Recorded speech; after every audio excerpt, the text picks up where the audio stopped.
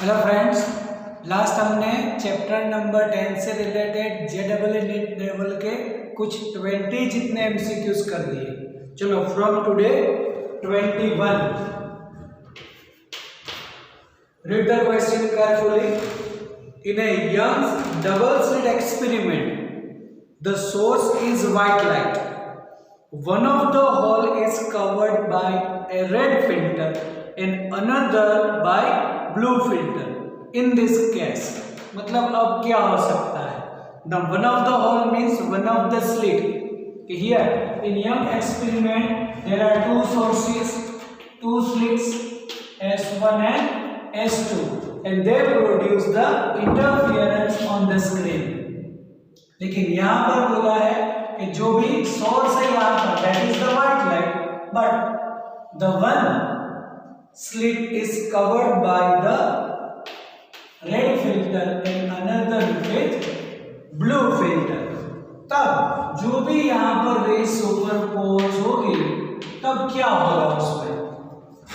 There shall be alternate interference pattern of red and blue. मतलब हमें जो भी ऐसे यहाँ पर ऐसे अल्टरनेट एक ब्लू एक रेड एक ब्लू एक रेड ऐसे पैटर्न मिलेगी। There shall be an interference pattern for red distance from that for blue. मतलब रेड और ब्लू के बीच में थोड़ा ऐसे डिस्टेंस होगा, एक ब्लू फिर थोड़ा डिस्टेंस के बाद रेड, उसके बाद थोड़ा डिस्टेंस के बाद ब्लू, ऐसा मिलेगा। There shall be no distance interference fringes, ऐसे इंटरफेरेंस फ्रिंजेस नहीं मिलेगी। There shall be an interference pattern for red mixing one for blue। मतलब ब्लू और रेड जो है वो ऐसे थोड़ी आधी आधी ऐसे मिक्स हो जाएगी। क्या होगा ऐसे? इसमें से क्या होगा? जैसे हम बोलते हैं कि फॉर व्हाइट लाइट है तो क्या होगा? अगर इसको हम कवर ना करें then we can get the fringes, और फ्रिंजेस में क्या होगा? ब्राइट डार्क हमें फ्रिंजेस मिलती है। लेकिन उसके लिए हमने क्या बोला था? This sources should be coherent, है ना? कोहेरेंट सोर्सेज याद करो। तो for the coherent source same amplitude and frequency, frequency same होनी चाहिए फॉर बोथ द सोर्सेज। लेकिन जब भी हम इसको रेड और ब्लू ऐसे कवर कर दे इसको, ये स्लिट को, देन यहां से रेड लाइट निकलेगी और यहां से ब्लू निकलेगी। Both possess the different wavelength and frequency। अगर different frequencies है तो हमें कभी interference pattern मिलती ही नहीं। This acts as a non-coherent sources, और non-coherent sources में क्या होगा? Only intensity जो है वो add हो जाती है ना? तो हमें ऐसे interference pattern नहीं मिलेगी। The correct option is third one. There shall be no distant interference fringes because both acts as a incoherent sources because of different wavelength and frequency. Clear? चलो number 22. A parallel beam of light of wavelength 500 nanometer falls on a narrow slit and resulting diffraction pattern, देखो यहाँ पर diffraction दे रखा है, is observed on a screen 1 meter away. It is observed that first minimum at a distance of 2.5 millimeter from the center of the screen. Find the width of the slit. हमें width of the slit पूछा है और first minimum। देखो in case of diffraction हमें मालूम है कि in case of diffraction जो भी मिनिमम की हम फॉर्मूला याद करें कि फॉर मिनिमम, तो डिफ्रैक्शन का minimum means equation for maximum of interference. We can say path difference x small d upon capital D is n lambda for the minimum in case of diffraction, है ना? चलो हमें width of the slit चाहिए तो subject कर दो इसको। First minimum बोला इसलिए 1, लेमड़ा कितना? 500 नैनोमीटर, तो 5 × 10⁻⁻7 बोल सकते हैं हम, एंड 1 मीटर अब तो कैपिटल D इज 1। और ये कितना डिस्टेंस पर है 2.5 मिलीमीटर मीन्स -3। ओके, तो ये जो डी हो जाएगा, तो ये 2.5 और ये 5, इसका डिवीजन तो 2 ही होगा। 2 × 10⁻², ये ऊपर आएगा तो -4 metre means 0.2 10⁻³ metre is 0.2 millimetre. तो ऑप्शन है 0.2 millimetre, not as a 2 millimetre. दोनों ऑप्शन में है 2 millimetre and 0.2। The correct one is 0.2 millimetre. Okay, number 23। क्या है 23 के अंदर? The light of wavelength 5000 angstrom falls on a plane reflecting surface. What are the wavelength and frequency of reflected light? For what angle of incident is the reflected ray is normal to the incident ray?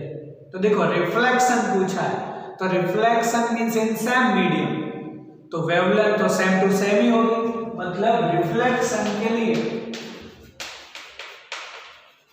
Wavelength same to same, it is 5000 angstrom. तो 5000 तो दो option के अंदर है, तो अब इसकी frequency करनी पड़े। Then frequency AC upon lambda, it is 3 × 10⁻⁸। ये बोल देंगे 5 × 10⁻⁷। ओके, ये ऊपर जाएगा तो 15, तो 3/5 10⁻⁵। 3/5 हो जाता है 0.6 × 10⁻15 हर्ट्ज। ओके, तो यहां पर हमें दे रखा है कि 6 × 10⁻15, तो ये 6 × 10⁻15 तो रहेगा, सॉरी 0.6 × 10⁻15। हाँ, देन सेकंड वन होगा हमारे लिए, क्योंकि ये है 0.6 × 10⁻15 हर्ट्ज। ओके, और अब जो भी हमें रिफ्लेक्शन एंगल पूछा है तो नॉर्मल है, तो normal angle of incident and angle of reflection same, दोनों के बीच का एंगल 90 डिग्री दे रखा है, तो दोनों हाफ ही होगा, मतलब 45 रहेगा। Okay, clear? चलो नंबर 24। क्या 24 के अंदर?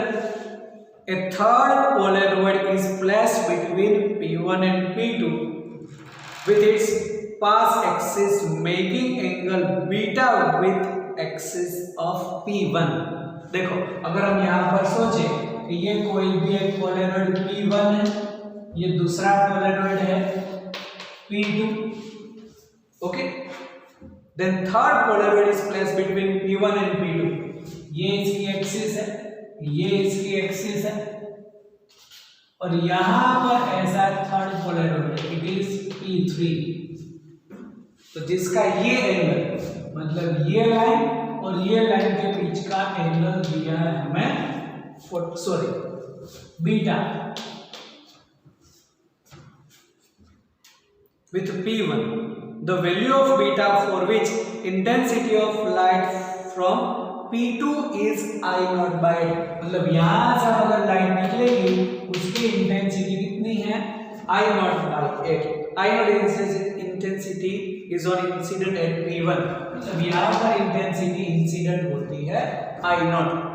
तो देखो हमें पता है कि whenever the light passes through the first polaroid, its intensity is I0/2 and which is incident on P3। और उसके लिए हम यूज कर सकते हैं हमारा मालस लॉ। मालस लॉ क्या है? I = I0 cos² theta. तो अब अगर हम पोलैरॉइड P3 के लिए बोले तो उसमें ये जो इंसिडेंट इंटेंसिटी है वो I0/2 है, then I = I0/2 n cos² beta. ये इंटेंसिटी यहां पे आएगी I0/2 cos स्क्वायर बीटा, और वो कितने में से पास होगी। तब यहाँ पर इन दोनों के बीच का जो एंगल P1 और P3 का बीटा है, तो जो P3 और P2 के बीच का एंगल होगा 90 माइनस बीटा। ओके, तब यहाँ पर मैं अब P2 के लिए बोलूं, then intensity I is equal to, अब ये होगी incident I0 by 2 cos square beta, and अब cos स्क्वायर थीटा मतलब इट इज 90 माइनस बीटा। समझ में आ रहा है कि नहीं? देखो वंस अगेन, P पर इंटेंसिटी कितनी इंसिडेंट हुई I0, P1 से पास हुई I0 बाई 2 हुई, जो किसके ऊपर इंसिडेंट हुई P3 के ऊपर, तो P3 से पास कितनी हुई अकॉर्डिंग टू द मालस law I0 cos square theta, तो इंसिडेंट I0 बाई 2 और इन दोनों के बीच का एंगल बीटा, जो अब P2 के ऊपर इंसिडेंट हो रही है वो इंटेंसिटी, तो ये इसके लिए I0 हो जाएगा, और ये एंगल हो गया cos स्क्वायर 90 माइनस बीटा, और ये जो इंटेंसिटी वो बोल रखी है इट इज I0 बाई 8, ये I0 by 2 cos square beta. अब cos 90 minus beta it is sin beta, then it is sin square beta. बस हमें एंगल चाहिए। तो देखो यहाँ पर ये जो भी हम इसके पूरे का स्क्वायर करें, then it is sin beta into cos beta, है ना। तो हमारे पास एक फॉर्मूला है कि अगर हम बोले कि sin 2 theta is 2 sin theta into cos theta, ऐसा है कि नहीं फॉर्मूला यहाँ पर। तो देखो ये I0 by 8, this is I0 by 2, पूरे का स्क्वायर कर देते हैं, तो बचा क्या यहाँ पर cos beta sin beta, okay, जिसमें 2 sin beta into cos beta चाहिए, तो 2 मल्टीप्लाई करते हैं और 2 डिवाइड कर देते हैं, cos beta sin beta. Okay, समझ में आ रहा है?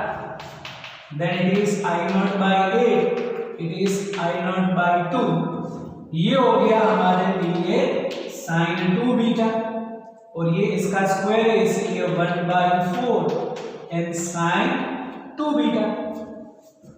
तो ये देखो I0 कैंसल, ये 8 भी कैंसल, बचा 1, देन sin स्क्वायर, हाँ, और उसमें भी इसका स्क्वायर तो है, then sin square 2 beta is 1, then root ले लो sin 2 बीटा इज आल्सो 1, तो sin कहां पे 1 होता है 90 डिग्री पे, है ना, देन बीटा इज 45 डिग्री। आ रहा है समझ में? वंस अगेन ये जो इंटेंसिटी है वो P3 में से निकली हो which is incident on P2, तो P2 के लिए ये ओरिजिनल हुई और उसके माइनस लॉ से ये हुआ I0 cos square theta which is 90 minus beta. बस, तो यहां पर इसके लिए ये फॉर्मूला यूज करो और फिर हम बीटा कर सकते हैं इट इज 45 डिग्री। क्लियर? चलो number 25, read the question carefully for the 25। क्या है 25 के अंदर? Which of the given statement is or are correct? मतलब जो स्टेटमेंट दे रखे उसको ध्यान से पढ़ो, कौन से सही है, एक सही है, दो सही है, तीनों सही है, क्या है, ऐसे। फर्स्ट क्या है? For diffraction through single slit the wavelength of wave must be comparable to the size of the slit. बराबर है? सही है कि गलत है? सोचो कि for the diffraction through the single slit the wavelength must be comparable to the size of the slit, मतलब डी और वेवलेंथ दोनों सेम होना चाहिए। ओके, अगर सेम हुआ तो मैक्सिमम डिफ्रैक्शन हो सकता है, क्योंकि 1 हो जाएगा ratio. Diffraction depends on ratio lambda and D 1। Okay, तो चलेगा, सही है ऐसे। Second one, the diffraction is very common for sound wave, not common for light wave. मतलब साउंड वेव का डिफ्रैक्शन ज्यादा होगा, लाइट वेव का कम होगा। हाँ, डिफ्रैक्शन के केस में तो हमने बोल रखा है वो कि साउंड वेव जो है उसका डिफ्रैक्शन ज्यादा होता है। हमने एग्जांपल दिया था at the time of theory कि one man standing near by the open door और behind the door we can hear his voice but we can't see him. बराबर है कि बाहर से कोई आवाज आई तो आवाज हम उसकी सुन पाते लेकिन वो पर्सन को देख नहीं पाते। तो साउंड वेव का डिफ्रैक्शन ज्यादा होता है, लाइट वेव का कम। बराबर, तो सेकंड भी सही है। चलो third, diffraction is only observed in electromagnetic waves, मतलब लाइट वेव के लिए सिर्फ पॉसिबल है, ऐसा तो नहीं है। डिफ्रैक्शन साउंड वेव का तो ज्यादा होता है, मतलब थर्ड वन गलत है। तो 1 और 2 दोनों सही है, तो 1 और 2 दोनों सही, ऐसा ऑप्शन आएगा सी हमारे लिए 1 और 2। है समझ में? तो ऐसे जो भी स्टेटमेंट है उसको तो ध्यान से पढ़ो, सोचो, फिर उसका आंसर दो। चलो number 26, the refractive index of medium is 1 if unpolarized light is incident on it at a polarizing angle from the medium then angle of refraction is। इसका मतलब यहाँ पर अगर हम सोचे तो कुछ डायग्राम ऐसा होगा कि this is the incident light, ये रिफ्लेक्टेड, ये रिफ्रैक्टेड और ये होगा angle of refraction. But at the polarizing this ray is perpendicular to each other, reflected and refracted are perpendicular to each other और ये हो जाएगा polarizing angle theta P. Okay, तो आर के लिए तो लिख सकते हैं angle of refraction is always 90 minus polarizing angle. बस अगर हमें ये थीटा पी मिल जाए तो एंगल ऑफ रिफ्रैक्शन हो सकता है, और उसी के लिए तो दिया है कि रिफ्रैक्शन जो मीडियम है उसका रिफ्रैक्टिव इंडेक्स 1 है। तब ब्रिस्टल्स लॉ यूज करो, theta is equal to tan theta P, ये 1 है तो tan 1 कब होता है 45 डिग्री, तो theta P is 45, then r is also 45। Clear? Number 27, the critical angle for certain medium is sin inverse 4/5, the polarizing angle of medium is। हमें angle of polarisation चाहिए, angle of polarisation के हमारे पास theta होना चाहिए refractive index, तो उसी के लिए तो क्रिटिकल एंगल दे रखा है। तो क्रिटिकल एंगल अगर मैं सी बोल दूं तो लिखा है sin inverse 4/5, that's why we can say sin c is equal to 4/5। अब is there any relation between critical angle and refractive index? तो फॉर्मूला तो है हमारे पास, using sin c is equal to 1 upon eta and that is 4/5, therefore eta is 5/4, then theta is tan theta p, then tan theta p is equal to 5/4, then polarizing angle क्या होगा tan inverse 5/4। Okay, easy है वैसे, बस critical angle से refractive index and through refractive index Brewster's law से polarizing angle मिल सकता है हमें। चलो number 28, which of the following cannot be polarize? कौन सा इसमें पोलराइज नहीं होगा? अल्ट्रा वायलेट वेव्स पोलराइज नहीं हो सकती, अल्ट्रासोनिक वेव्स पोलराइज नहीं हो सकती, एक्सरे पोलराइज नहीं हो सकते, रेडियो वेव्स पोलराइज नहीं हो सकते। तो कौन सी वेव्स पोलराइज नहीं होगी? तो याद करो कि हमने बोला था कि polarization is only the test for the transverse wave. याद करो कि polarization is the true test of transverse wave, मतलब only and only transverse wave can be polarized, longitudinal waves can not be polarized. और इसीलिए तो बोला था कि sound wave can not be polarized, sound wave is longitudinal और वो कभी पोलराइज्ड नहीं होंगे क्योंकि वो डायरेक्ट निकल जाते हैं। ट्रांसवर्स वेव है वही पोलराइज होते हैं। तो इसमें से अल्ट्रावायलेट लाइट कौन सी है? Transverse. Ultrasonic is the example of sound wave, है ना। तो अल्ट्रासोनिक कभी पोलराइज नहीं होंगे। एक्सरे भी इलेक्ट्रोमैग्नेटिक वेव ट्रांसवर्स वेव है, रेडियो वेव्स भी ऐसे इलेक्ट्रोमैग्नेटिक वेव्स ट्रांसवर्स वेव है। तो ultraviolet, X ray and radio waves are electromagnetic waves. Electromagnetic waves तो पोलराइज होते हैं। Only and only sound wave मतलब longitudinal wave can not be polarized and that is ultrasonic. हाँ, थोड़ा ऐसे ध्यान से देखो, पढ़ो इसको। क्लियर? चलो नंबर 29।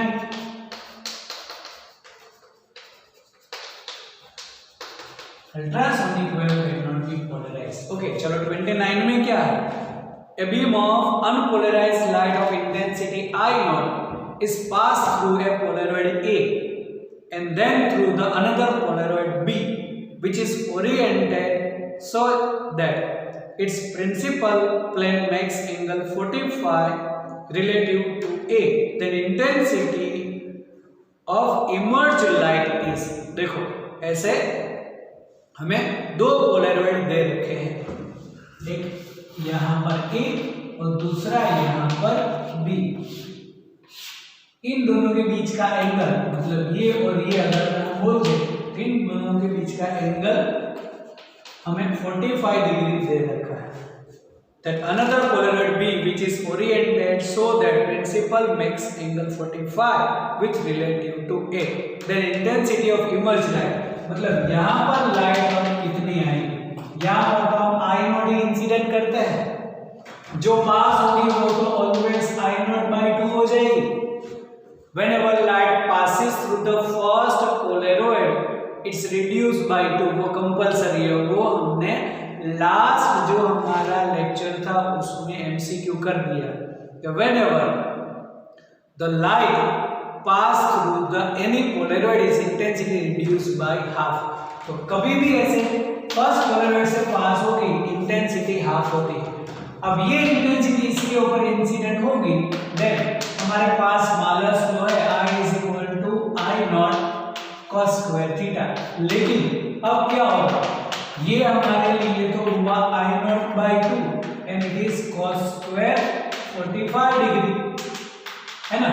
क्योंकि B के ऊपर ये जो हम B के लिए करें उसके लिए इंटेंसिटी इंसिडेंट कितनी, I naught by 2, then it is I naught by 2 cos 45 1 by root 2 square है, देन 1 by 2 कितनी होगी, it is I naught by 4। Intensity देखो लास्ट में 29 में कर दिया कि resultant intensity is I naught by 4। Now see the number 30 कि for what distance the ray optics is a good approximately whenever aperture is 3 mm wide and wavelength 500 nanometer। यहाँ पर aperture means width of the slit given as a 3 mm means -3 and wavelength is 500 nanometer means 5 into 10⁻⁻⁷ meter। और बोला है कि at what distance the ray optics is good approximation। तो ray optics good approximation means Fresnel distance, और Fresnel distance की formula हमारे पास है कि it is d square upon lambda। Okay, then d square means 9 into 10⁻⁻�6, ये 5 into 10⁻⁻�7। अब -7 ऊपर करेंगे तो +7 means it is 90/5, then it is 18 metre, then Fresnel distance is 18 metre. अब Fresnel distance है क्या, याद करो फ्रेंड्स, क्या है Fresnel distance, कि up to that distance ray can travel in straight path, straight line without diffraction। अगर width और wavelength ये है, then जैसे रे पास होगी through the slit, through the width, the up to the 18 meter, ray can travels in straight path without diffraction। उसके बाद उसका डिफ्रैक्शन हो सकता है। तो फ्रेनेल डिस्टेंस जो हमने बोला था, this is the minimum distance up to that ray can travel in straight path without diffraction for a given value of width of the slit and wavelength. तो यहाँ पर 18 मीटर बोल सकते हैं हम। ओके